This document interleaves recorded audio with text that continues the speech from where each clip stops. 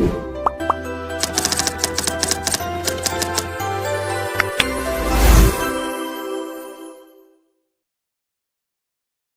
34 years old. Name's Jordan. I live just outside of Denver, work remotely as a UX consultant, and honestly, I've built a pretty peaceful life for myself. I've got a little girl named Lily. She just turned 7. Brightest thing in my world. Her laugh has this way of cutting through every ounce of stress I carry. I split from her mother years ago. No drama there, just two people who grew in different directions. Since then, it's been me and Lily against the world. And we're doing just fine. My family, though, that's where things get complicated. You'd think with all the blood is thicker than water lectures I've heard growing up, things would have been tighter. But nope. My parents have always had this gravitational pull around my younger sister, Alyssa, the golden child, the miracle baby, the one who, no matter what mess she creates, gets gently handed a clean slate. Alyssa is 29. She's what my dad calls a go-getter. But if you ask me, she's more of a get other people to go for her type. Entitled in that way where she genuinely believes the universe is rigged to revolve around her. I can't count how many times she's maxed out credit cards, bounced between jobs, relationships, even apartments, only to land softly on the couch at our parents' place, again and again. They always welcome her back like she's some war hero. Meanwhile, if I miss a call or forget a birthday card, it's a lecture about being cold and distant. I've learned to manage it, keep my distance emotionally, do the family dinners, smile when needed, nod through their stories. But lately, it's been harder. They've started dragging Lily into it. Last month, we were at Mom's for her birthday. Just a casual get-together. I brought a gift. Lily made a card with a paper flower taped on it, and we were both in good spirits. Alyssa arrived late, of course, carrying a massive bouquet she clearly didn't buy herself. Still had the price tag tucked under the wrapping paper. She made a whole scene about it, complete with fake surprise that Mom actually liked it. Then she turned to me and asked in front of everyone, "So, are you still doing that computer stuff? Or are you finally working a real job?" I chuckled, more to keep things light than because it was funny. "Still doing the computer stuff," I said. "Pays the bills." "What bills?" she snorted. "You live in a shoebox." Now, my place isn't huge, but it's a cozy 2-bedroom condo in a quiet area with a great school down the road. Lily has her own room, and I've done my best to make it a real home. But Alyssa's words stung. Not because they were true, but because she said them in front of Lily, loud enough for her to hear, and with that smug, sideways smile she always wears when she's poking me. My mom giggled, but in that nervous way she does when Alyssa's being a bit much. My dad just cleared his throat and started fiddling with the TV remote like he always does when conflict might rear its head. I didn't engage. I smiled, took Lily's hand, and asked if she wanted to help me bring in dessert from the car. She nodded, and as we stepped outside, she asked, "Daddy, what's a shoebox house?" I knelt beside her, brushing her hair behind her ear. "It's just something silly Aunt Alyssa said," I told her. "She doesn't know anything about our place. You like our home, right?" She grinned and nodded. "I love our home." That should have been it. I was ready to let it roll off my back like I always do. But then the wedding invitation arrived. Well, invitation is a strong word. It was more like an announcement. Alyssa had gotten engaged to this guy named Blake, who I'd met exactly once. Seemed decent, if not slightly robotic. The kind of man who could sit through a house fire and still look bored. The message I got wasn't even from her. It came from my mother. "We're so thrilled. Save the date. Alyssa's wedding is going to be at Rockvale Gardens next spring. Black tie, child-free, for obvious reasons. Can't wait to see you there." I reread that message 3 times. Child-free, for obvious reasons, hit me like a slap. Obvious reasons? What reasons? Lily had never misbehaved at any family event. She was quiet, kind, polite to a fault.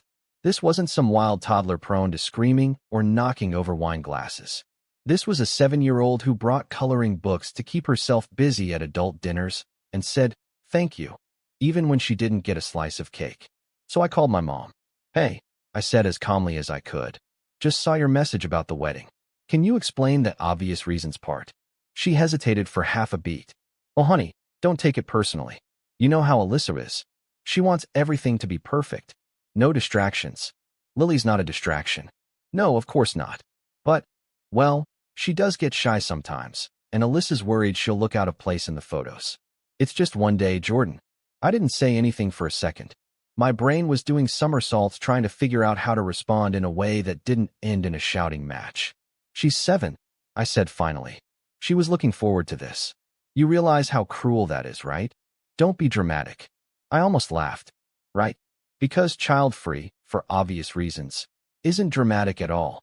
We can find a sitter for her, can't we? It'll be good for you to have a night out. That line. That condescending, passive-aggressive they always used. The one that assumed I needed help navigating my own life. That assumed I was the difficult one, the sensitive one, the one who needed to learn to forgive and let go. I ended the call politely. Then I texted Alyssa directly. Just to be clear, Lily isn't invited to your wedding? She replied instantly. No offense, but I don't want a sulking kid in my photos. Sorry. Nothing personal. Nothing personal. I stared at the screen for a while. Then I typed back. Good luck with your perfect wedding. I was ready to leave it there. Really, I was. But then, the real kicker came 2 days later when I got another message, this time from Alyssa herself. Hey, it began. Never a good sign. So random, but I need a huge favor. Blake's parents are dragging their feet on the venue deposit, and it's due next week. We're $80,000 short, but it's all refundable after the wedding once the family gifts come through. Can you co-sign a small loan so we don't lose the booking? You know I'd do it for you. I blinked.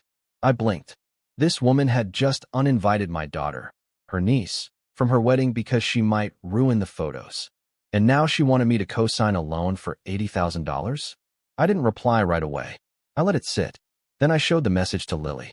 Not to guilt her, but because I needed to remind myself what I was protecting. She read it, frowned, and said, That's a lot of money. Yup, I said. She doesn't like me. I paused. It's not that, sweetheart. She's just confused. Sometimes people make bad choices because they're too focused on themselves. Lily nodded slowly, then said something I'll never forget. Then don't help her. Let her learn. That's when the idea first started to form. A quiet ember of something I hadn't felt in a long time. Righteous anger. But not the explosive kind. The kind that simmers, that waits, that watches, that plans. And that ember started to grow when I saw Alyssa's next Instagram post. A photo of her, arms wrapped around Blake, with the caption, Venue locked in. Countdown begins. Couldn't have done it without family. Family. That word. I stared at the screen for a long time. And then I smiled. I knew exactly what I was going to do. I didn't answer Alyssa's message. Not right away. I just let it sit there, like a slow leak from a broken pipe. Something she'd eventually trip over. She was the kind of person who couldn't handle silence, especially not from someone she expected loyalty from. 2 days later, she followed up with a cheery, Hey, just checking in. Did you see my message? And when I didn't bite, she sent another one that night, a little sharper. You said family was important to you. This is a once-in-a-lifetime thing. That's the thing about Alyssa. She doesn't ask for help. She demands it in pastel fonts and smiley faces, then wraps it in guilt like tinfoil over leftovers. My silence was the closest thing to a no she'd heard from me in years, and it rattled her. Still, I didn't reply. I didn't need to. Because that same week, my parents called me. First my mom, then my dad. She's really counting on you, my mom said, voice tight with a mix of disappointment and pleading. It's just paperwork. You won't even be paying anything. She's your sister, my dad added during his call. She's always looked up to you. I nearly laughed at that one. Looked up to me? Alyssa wouldn't climb a ladder if I were at the top waving a check. But what really stuck with me was what my mom said right before hanging up. She's had a harder life than you, Jordan. You know that. Harder. That word echoed in my head for days. This woman who had everything handed to her, who failed upward in ways I couldn't even dream of, had it harder? I remembered all the times I babysat her while our parents worked overtime or went to their church groups or just didn't feel like dealing with her tantrums. I remembered staying home during college breaks while my friends traveled because Alyssa needed a big brother around to keep her steady. I remembered paying off her first car's repair bill because she called me crying in the middle of the night about being stranded, even though she'd crashed it because she was texting and driving. She didn't pay me back, never even offered. But I remembered most clearly the day I brought Lily home from the hospital. It had been a rough birth. Complications. Emergency C-section. I hadn't slept in 40 hours, but I drove straight from the hospital to my parents' place to introduce them to their granddaughter. Alyssa was already there. She barely looked up from her phone. When I handed Lily to Mom, Alyssa actually sighed and said, "Ugh, babies smell weird." That was her welcome. She held Lily once, awkwardly, and then set her down like she was made of cardboard. From that moment on, she treated my daughter like a side character in her life. Like Lily was just some accessory I insisted on dragging around to every family function. So when my parents said she had it harder, I snapped. I work full-time, solo parent a child, and manage my life without bailing anyone out for $80,000, I told my dad. She's almost 30 and still living like a TikTok trend. I'm not helping her. End of story. He went quiet. Then, with that low, disappointed sigh only dads can pull off, he muttered, "You've changed." "Yeah," I said. "I grew up." Click. I thought that would be it for a while. That maybe they'd back off and let the whole thing blow over. But no. Instead, they invited me and Lily over for dinner the following weekend. "We miss you," Mom said. "It's been a while since the family's all been together." Against my better judgment, I said yes. Maybe out of nostalgia. Maybe because Lily was excited to see her cousins. Or maybe because some small, stupid part of me still wanted to believe that we could all just sit down and be normal. We arrived right on time. Lily was in her favorite dress, the blue one with stars. She'd even braided her own hair and brought a card she made for Alyssa that said, "Congrats on your wedding," in crayon. As soon as we walked in, though, I knew something was off. The living room was filled with pink balloons and rose gold banners. A long table was set with champagne flutes and name cards.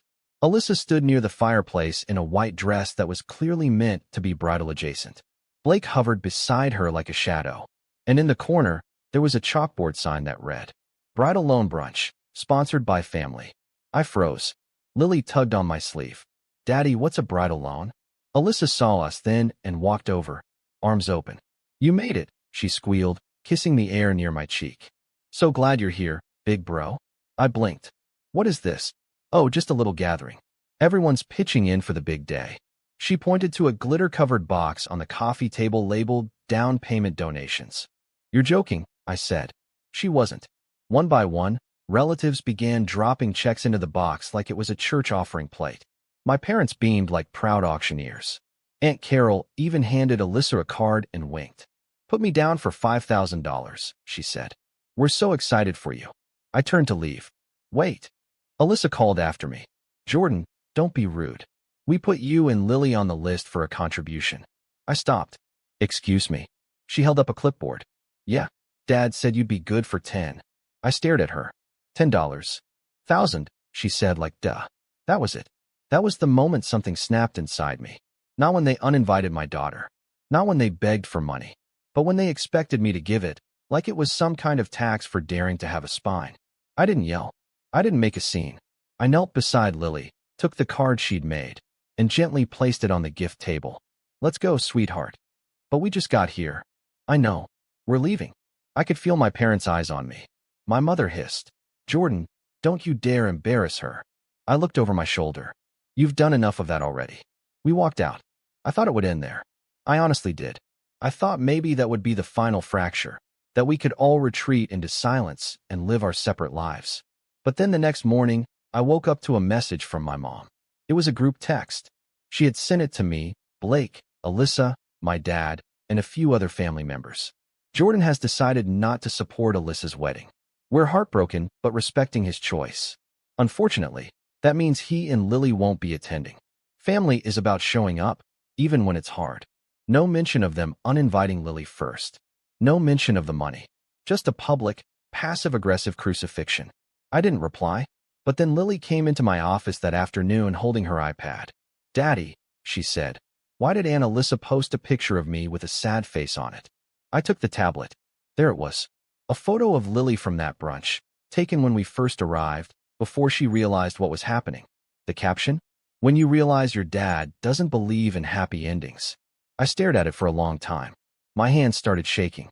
Not from rage, but from that quiet, cold fury that sits in your stomach like a stone. That photo had been taken without our knowledge. And now my daughter was being used as emotional leverage in some warped family narrative. That was the moment I stopped playing defense. Because I'd had enough. I was done being the bigger person, done turning the other cheek, done swallowing disappointment like medicine. I opened my laptop, and I started planning. Not for payback, not out of pettiness, but for justice. And when I was done, no one was going to forget what happened next. I didn't speak to my family for weeks after the brunch ambush. Not a text, not a call, not a single breadcrumb of acknowledgement. It was like hitting mute on a toxic group chat that had been running for years, and for the first time in a long while, the silence felt like oxygen. But that doesn't mean it didn't hurt. Truth is, it wrecked me. I'd been through breakups, job losses, sleepless nights with a newborn in my arms, and a divorce that left me financially gutted. But there's something uniquely brutal about family betrayal, especially when your own child becomes collateral damage in their little power games. It seeps under your skin. It makes you question everything you ever tolerated for the sake of keeping the peace. I spent the first few days in a fog. I still went through the motions, made Lily's lunches, did client calls, answered emails, but something in me felt unplugged, hollow, like I was going through life with a dead battery and a fake smile. Lily noticed, of course. Kids always do. "Daddy," she asked one morning as we brushed our teeth side by side, "are you mad at me?" I froze. "What? No, never. Why would you think that?" She shrugged, spitting toothpaste into the sink. "Because you're quiet, and you keep looking at your phone like it's going to say something mean." That hit me harder than anything Alyssa ever said. I knelt down to her level, toothbrush still in hand, and said, "I'm not mad at you, sweetheart. I'm just tired. Grown-ups get tired sometimes. But I promise you, you didn't do anything wrong." She gave a small nod, but I could see the worry hadn't left her eyes. And that's when I realized something I should have known all along. If I didn't start healing, she'd carry the weight of it with me. Even if I never said a word. Even if I kept pretending I was okay. So I made a decision. Not about revenge. Not yet. I decided to rebuild. Quietly. On my terms. Away from their noise. The first thing I did was unfollow almost every single relative on social media. Blocked a few, muted the rest. Alyssa's posts about wedding prep with my besties and family isn't blood, it's who shows up for you weren't helping my mental health. Every caption was a passive-aggressive landmine, and I was done tiptoeing around them. Next, I took 2 days off work. Just me and Lily. We went to the mountains. I rented a tiny cabin outside Estes Park. Nothing fancy, just one of those rustic spots with creaky floors and no cell service. We packed board games, marshmallows, coloring books, and a beat-up telescope I hadn't touched since college. For 48 hours, we hiked, built fires, made s'mores, and talked about everything that wasn't the wedding. I watched Lily chase chipmunks through the trees, her giggles echoing through the pine-scented air, and for the first time in weeks, I felt something thaw in my chest. One night, she looked up at the stars and asked, "Do people still love you even if you don't give them money?" I blinked back the sting in my eyes. "Real people do," I told her. "The right ones." She nodded and pointed at a cluster of stars. "That one's you. The bright one."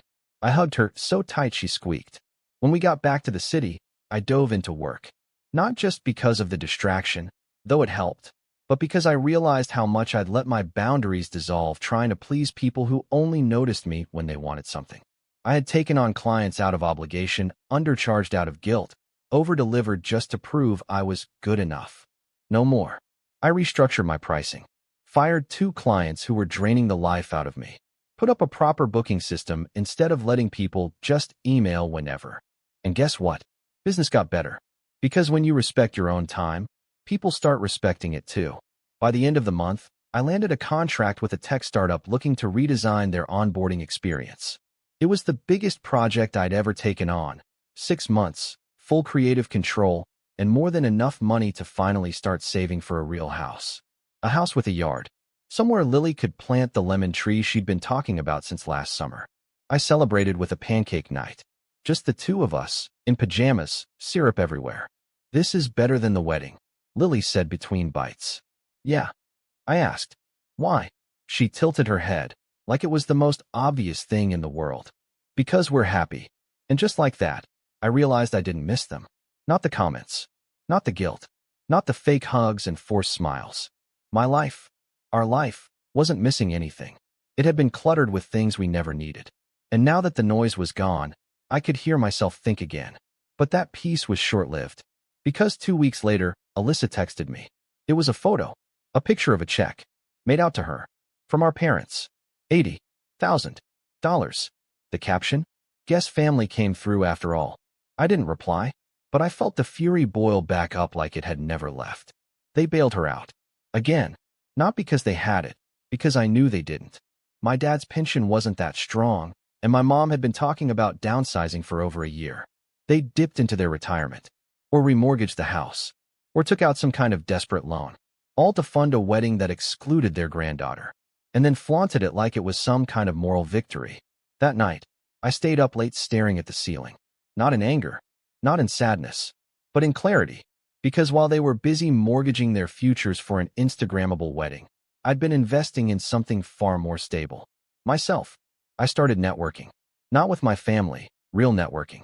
I attended a virtual UX conference, joined a Discord group of design consultants, even started mentoring a junior designer who reminded me of a younger version of myself, eager, curious, and perpetually underpaid. Sharing what I'd learned gave me something my family never had, a sense of legacy that wasn't tied to blood or guilt. I also began therapy. Best decision I ever made. My therapist helped me unpack the guilt I didn't even know I was carrying. Helped me understand that setting boundaries wasn't cruelty, it was care. Not just for me, but for Lily. Every time I let someone walk over me, I was teaching her that love meant swallowing pain. I wasn't going to pass that lesson down another generation. In our 4th session, my therapist asked me what I needed most from my family. I thought for a long time.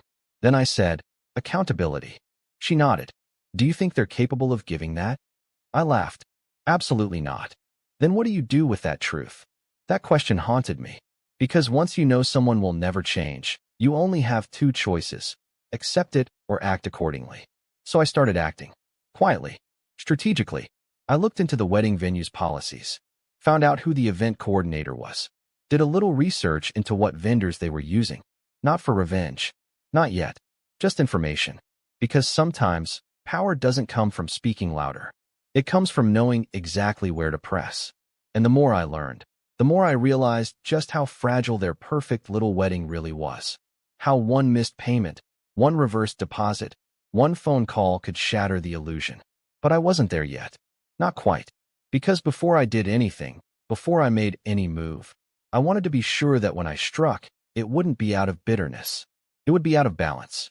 So I waited, watched, listened, and then one night, as Lily and I decorated her birthday cake with way too many sprinkles, she said, "Do you think Aunt Alyssa will send me a card?" I paused. "I don't think so, honey." She frowned. "That's okay. I didn't send her one either." We both laughed. And in that laugh, I felt something shift. The fall was over. I was rising now. Stronger, sharper, smarter. And they had no idea what was coming. The change wasn't loud. It didn't come with trumpets or fiery declarations or cinematic montages. It came slowly, like a sunrise slipping through drawn curtains. Quiet, but inevitable. By the time spring bloomed, I was a different man. Not just stronger, I was focused, centered, free of the weight that had clung to me since childhood. I had clarity. And clarity, I've learned, is the deadliest weapon you can wield when you've spent a lifetime being disarmed by guilt.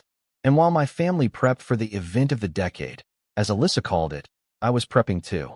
For something else entirely. It began innocently enough. A Google search, then a few phone calls, then a visit to Rockvale Gardens, the wedding venue Alyssa wouldn't stop bragging about. The place that had apparently required an $80,000 non-refundable deposit. Exclusive, she called it. Elite. What she didn't mention was that it was still on a payment plan.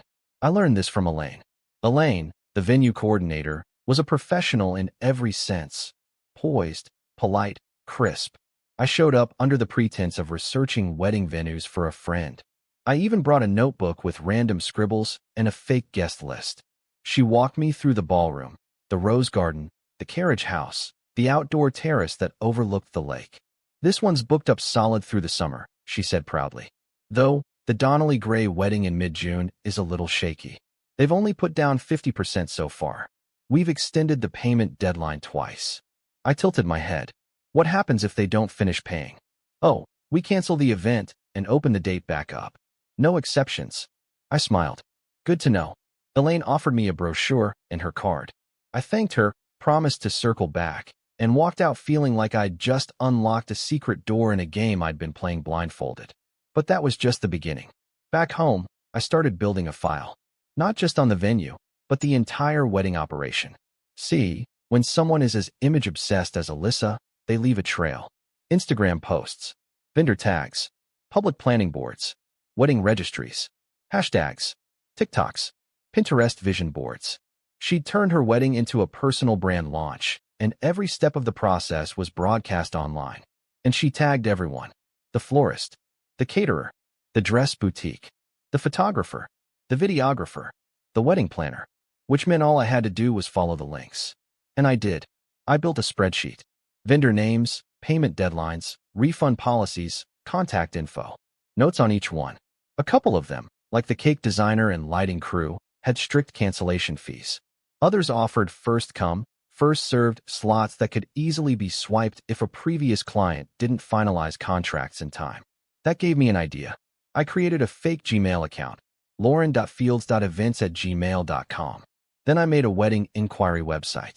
Simple, clean, professional. Lauren Fields Events, elegant celebrations with a sharp eye for detail. I bought a domain for $12. Linked a calendar. Created an auto-reply email. It didn't need to be real for long, just real enough to look like competition. Then I started emailing her vendors. Nothing aggressive, just curiosity. Hi, I'm reaching out on behalf of a high-profile client seeking a venue for a June wedding. Do you happen to have availability around the 15th? We're finalizing a few options this week. Please let me know.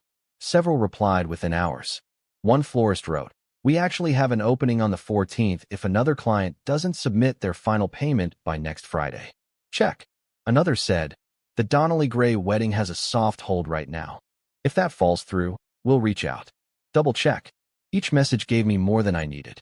Alyssa had pieced together a house of glass and assumed everyone would just admire how it sparkled. But all I saw were pressure points. It wasn't sabotage yet. It was mapping. And the more I mapped, the clearer my strategy became. I didn't want to ruin her wedding. I wanted her to ruin it herself. But to do that, I needed more than vendor knowledge. I needed timing. So I waited. I bided my time while Lily turned 8 and built a solar system model for science class. While I signed the final contract for the startup gig and watched my savings account finally grow fat. While my therapist gently reminded me to pursue accountability, not obsession. But I wasn't obsessed. I was patient. And patience, like I said before, is its own kind of power. Then, the opening arrived. Mid-April. I got a call from my cousin Matt. Matt's not close to the rest of the family. He's the black sheep, like me, except with tattoos and a motorcycle and a slightly higher tolerance for tequila. But we'd always had a quiet bond. He knew about the brunch, knew about the photo of Lily, and he hated what they did to us. So when he called and said, "Dude, you're gonna want to hear this," I listened.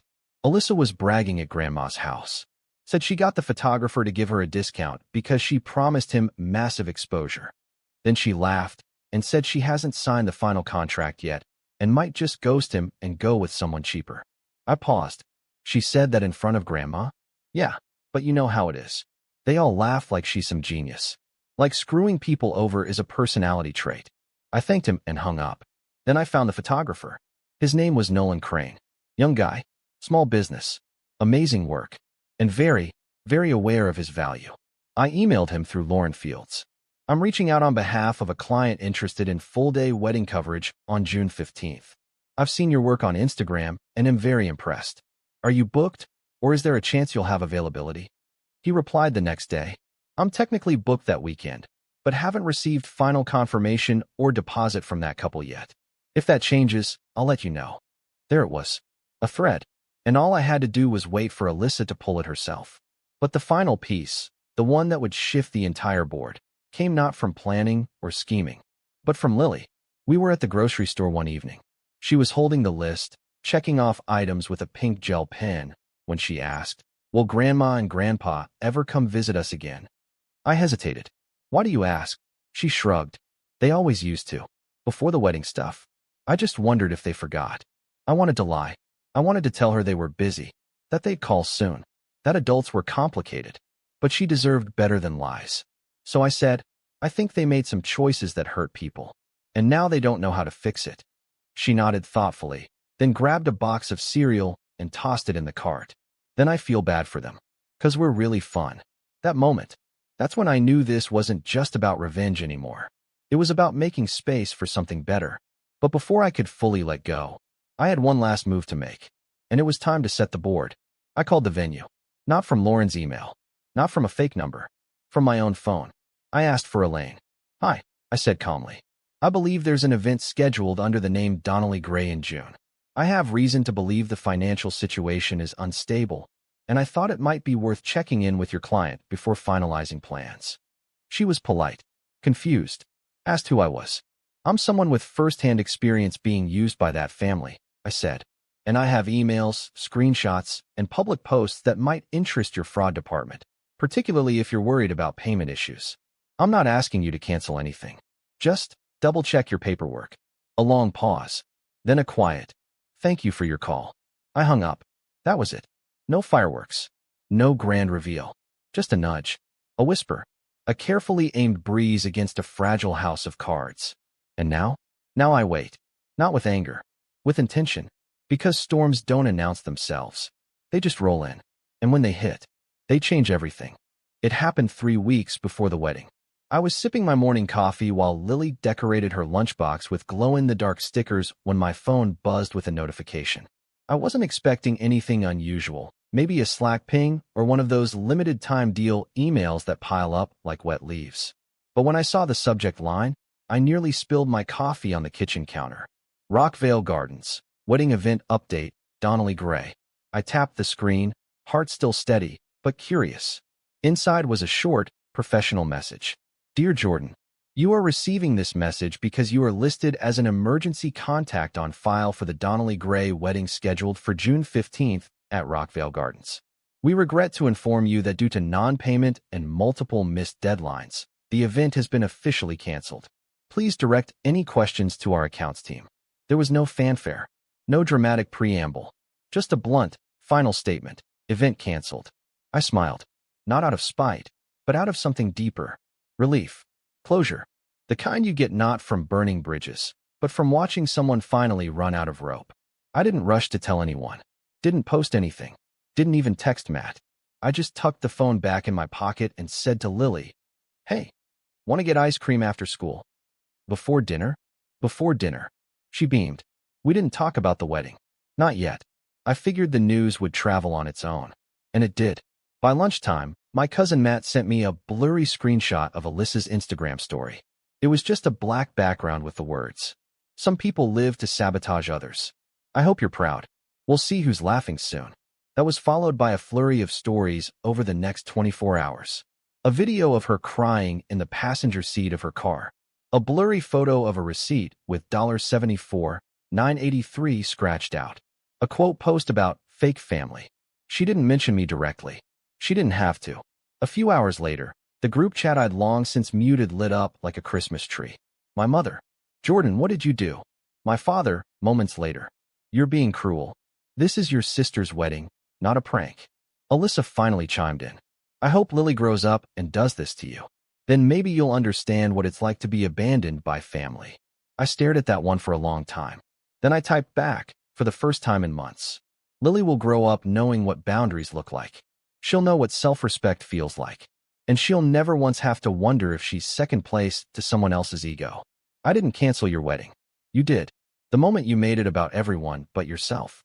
Good luck, Alyssa. Then I left the group. For good. A few days passed in quiet fallout. I didn't respond to the voicemails. I didn't open the texts. And then, like a dying storm, the noise faded. But what came next? That was unexpected. It was a Sunday. Lily was building a Lego spaceship in the living room when the doorbell rang. I opened it to find my dad standing on the porch, hands in his coat pockets, looking older than I remembered. His face was tight, unsure. "I thought you weren't speaking to me," I said. "I wasn't," he replied. "I guess I was wrong." He looked tired, like whatever illusion he'd been clinging to had finally cracked. He glanced past me into the living room where Lily sat humming to herself, oblivious. "I just wanted to say I'm sorry." I raised an eyebrow. "For what exactly?" He shifted. "For all of it. For letting her treat you like that. For standing by while your daughter was cut out. For making you feel like you had to clean up after everyone else's mess.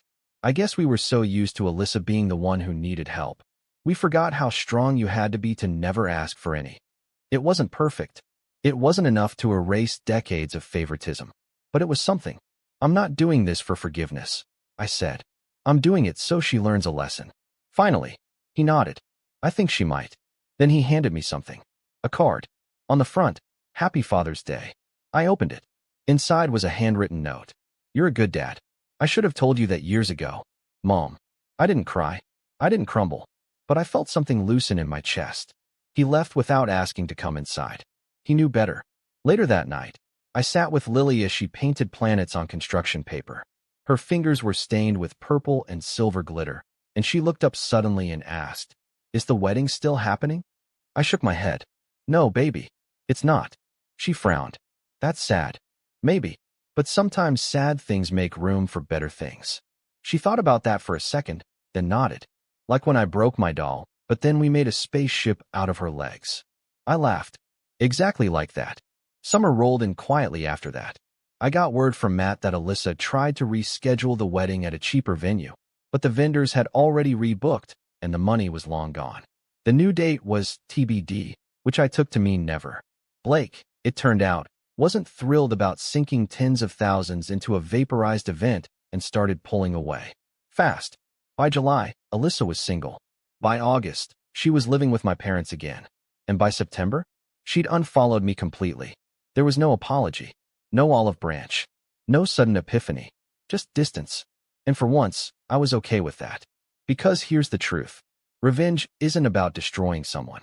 It's about reminding them you're not someone to be destroyed. It's the quiet reclaiming of dignity. The kind that doesn't need witnesses or applause. Just the simple, unshakable knowledge that you didn't let them win. And I didn't. Not this time. Lily and I spent the rest of the year building the life we deserved. One free of apology, one full of choice. On her birthday, she asked if we could go back to the cabin in the mountains. Of course, I said. Even if it's just us. I smiled. Especially if it's just us. We drove up that weekend. Made s'mores. Stargazed. Laughed. And somewhere, as the fire crackled and the wind rustled through the trees, I realized I didn't think about Alyssa anymore. Not with anger. Not even with pity. Just nothing. And in that nothing, I found everything I'd been looking for. Peace. Power. And finally, closure. Hello.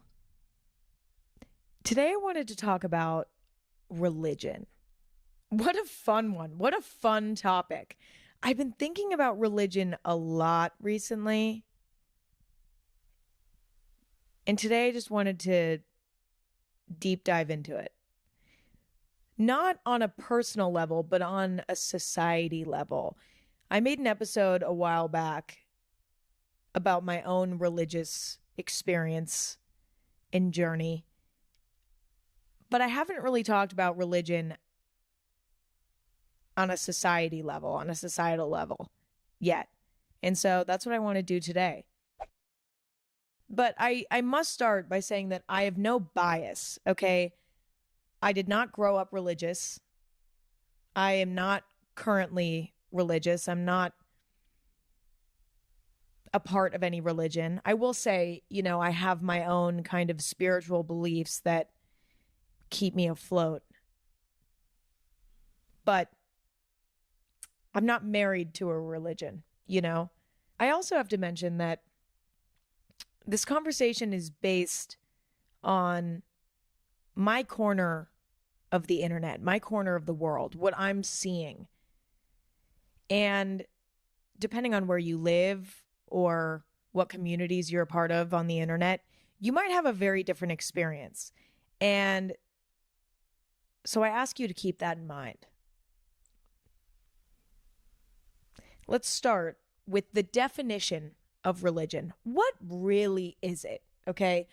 Religion is the belief and worship of a superhuman power or powers, especially a god or gods. It's a particular system of faith and worship. I think the thing that made me start to think about religion a lot recently is sort of the general conversation around religion that I've been seeing. It's all over the place, which I guess makes sense because it's kind of a polarizing topic. And it's impossible to have everybody agree on it. So it makes sense that the conversation is all over the place. But, you know, I'm constantly seeing people who are religious be mocked on the internet. You know, people who talk about God or their beliefs are just scrutinized by those who are not religious, or by those who are religious but aren't practicing in a super involved way. You know, I feel like there's two types of religious people. I learned about this when I was in Catholic school because I did go to Catholic school. Although I am not Catholic, but I did go to Catholic school. If you want to know more about that, you should listen to the other episode where I talked about my religious journey. But there are two types of religious people. There are the people that live, breathe, and die their religion, okay? Everything that they do, everything that they talk about relates in some way to their religion. They follow the rules of their religion to a T. And if they make a mistake, it's like the end of the world.